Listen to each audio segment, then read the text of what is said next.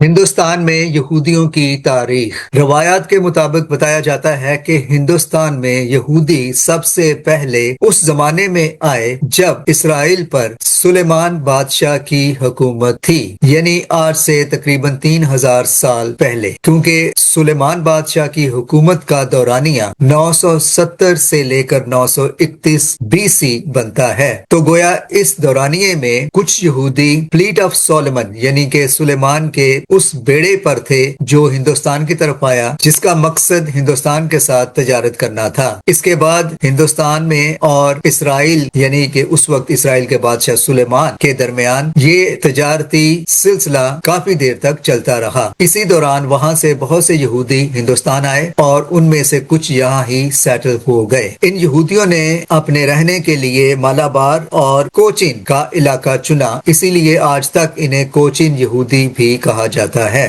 اس کے بعد 70 AD میں جب ہیکل کی بربادی ہوئی رومن امپائر کے ہاتھوں، جب رومن ایمپرر ٹائٹس، جو اس وقت تو ایمپرر نہیں تھا، بعد میں ایمپرر بنا، ٹائٹس کی افواج نے اسرائیل پر حملہ کیا اور یہودیہ کے پورے علاقے کی اینٹ سے اینٹ بجا دی اور ہیکل کو بھی برباد کر دیا۔ تب بہت سے یہودی دنیا بھر میں بکھر گئے اور ان میں سے بہت سے ہندوستان، اس وقت ہندوستان اور پاکستان ظاہر ایک ہی تھا، اس خطے میں چلے آئے۔ اس کے بعد ہم یہ بھی دیکھتے ہیں کہ بنی منسا یعنی کہ منسا کے قبیلے سے کچھ یہودی ہجرت کر کے جب وہ مارا پھر رہے تھے، دنیا بھر میں پناہ ڈھونڈ رہے تھے، تو ان میں سے کچھ 722 BC میں اپنی جلاوطنی کی حالت میں جب وہ اپنے رہنے کے لیے کوئی جگہ تلاش کر رہے تھے تو وہ ہندوستان کی شمالی مشرقی ریاستوں میں آ کر بس گئے، جن میں منی پور اور میزورام بھی شامل ہیں۔ یہ لوگ اسوری سلطنت کے ہاتھوں پرسیکیوشن کی وجہ سے ہندوستان کی طرف چلے آئے۔ روایات کے مطابق بتایا جاتا ہے کہ یہ لوگ فارس یعنی کہ آج کا ایران، افغانستان، اس کے علاوہ تبت، چائنا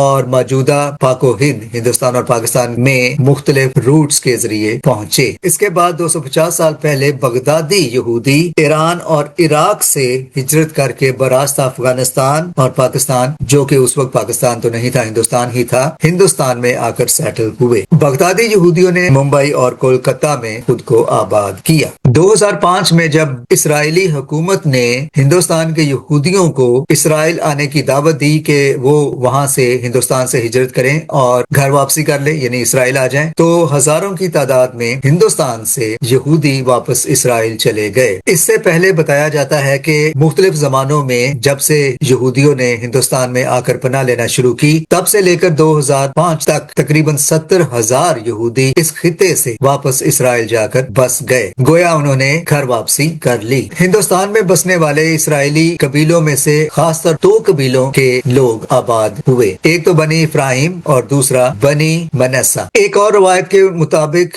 ہندوستان میں بسنے والے یہودی یہ بتاتے ہیں کہ جب وہ مختلف ممالک میں پرسیکیوشن کا شکار تھے، خاص طور پر مڈل ایسٹ کے مختلف ممالک میں یا علاقوں میں، تو تب انہوں نے، یہ واقعہ تقریباً 2000 سال پہلے کا ہے، ایک شپ میں سفر کرتے ہوئے اپنے لیے کوئی نیا ملک تلاش کرنے کی کوشش کی، لیکن جب وہ بحرہ ہند میں تھے تو ان کے جہاز کو ایک حادثہ پیش آیا، جس کی بدولت ان کے جہاز کی جو حالت تھی وہ اس قابل نہ تھی کہ وہ کسی اور دور کسی اور ملک میں جا کر ٹھہرے یا وہاں تک پہنچ سکے۔ تو اس وقت جب وہ جہاز حادثے کا شکار ہوا، شپ ریک ہوا، تو اس وقت ان کو سب سے قریب علاقہ ہندوستان ہی پڑ رہا تھا، لہٰذا وہ اپنے ٹوٹے پھوٹے جہاز میں کسی نہ کسی طرح سے ہندوستان کے ساحلوں پر پہنچے، لہٰذا انہوں نے ہندوستان میں ہی خود کو سیٹل کرنے اور پناہ لینے کا فیصلہ کیا۔ بنی افراہیم کے بارے میں کہا جاتا ہے کہ بنی افراہیم کے قبیلے سے یہ تعلق رکھنے والے یہودی جو مائگریٹ ہو کر ہندوستان آئے، وہ آج بھی وہاں ہیں اور ان کو تیلگو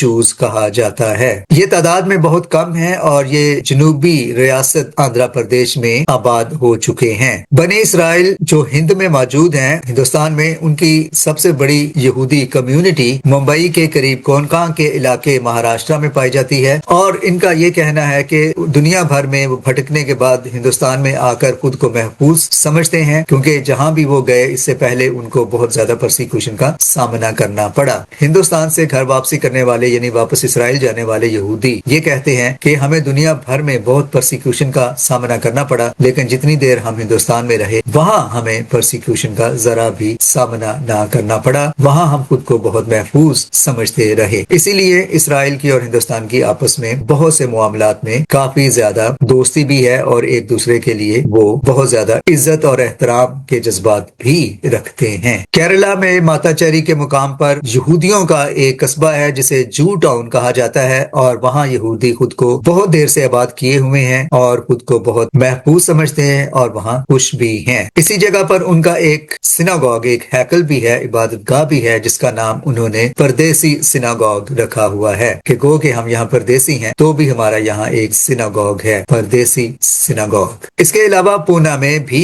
ایک سیناگوگ ہے جس کا نام ہے اوہل ڈیوڈ سیناگوگ۔ تو انڈیا میں رہنے والے جوز نے خود کو ہندوستانی کلچر کے ساتھ بہت زیادہ ہم آہنگ کر رکھا ہے۔ ان کا لباس بھی اب ہندوستانی لباس ہی ہے، عورتیں ساڑیاں پہنتی ہیں، مرد بھی ہندوستانیوں کی طرح ہی رہن سہن اختیار کر چکے ہیں، بولی بھی وہ ہندوستانی علاقائی بولیاں بولتے ہیں، لیکن اپنے مذہب یعنی کہ یہودی مذہب کے ساتھ وہ آج بھی اسی طرح سے وفادار ہیں جیسے کہ وہ گویا اسرائیل میں ہی ہوں، لیکن کلچرلی انہوں نے خود کو ہندوستان کے کلچر کے ساتھ بہت حد تک ایڈاپٹ کر رکھا ہے۔ تو یہ تھی مختصر سی تاریخ ہندوستان میں بسنے والے یہودیوں کی کہ وہ کب اور کہاں سے اس سرزمین پر پہنچے، اور آج گو کہ ان کی تعداد وہاں صرف چند ہزار رہ گئی ہے، لیکن پھر بھی ہندوستان میں بسنے والے یہودی خود کو بڑے فخر سے ہندوستانی یہودی کہلوانا پسند کرتے ہیں، اور ان کا یہ نعرہ ہے وی آر دا انڈین جوز۔ اسرائیل سے بہت سے لوگ ان کو وہاں وزٹ کرنے جاتے ہیں اور ان کے انڈین جوش کلچر کو دیکھتے ہیں